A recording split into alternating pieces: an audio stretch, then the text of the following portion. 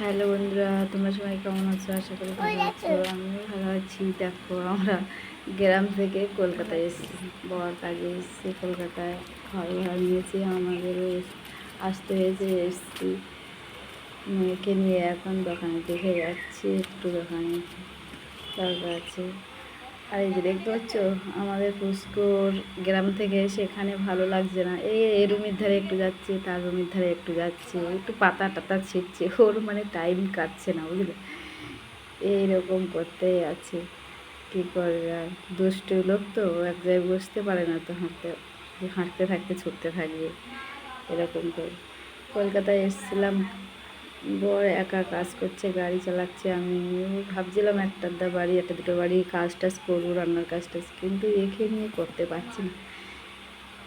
ঠান্ডা হয়ে বর মাছ দিয়ে গেছে, তাই মাছ কাটছি। ছোটো ছোটো ট্যাংরা মাছ দিয়ে গেছে, দেখছো? ওই ট্যাংরা মাছগুলো কাটছি।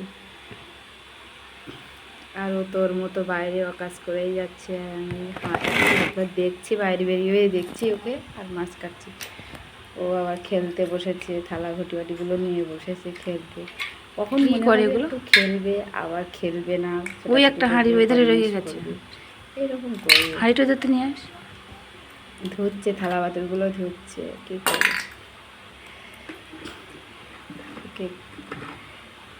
এখানে খিচুড়ি স্কুলে সবাই বলছে, পাশে কাকিমারা বলছে ভর্তি করে দাও, খিচুড়ি স্কুলে ওকে ভর্তি করে দিয়েছি। ভাবছি এখানে যদি ও থাকতে পারে, ওই 2-3 ঘন্টার মধ্যে একটা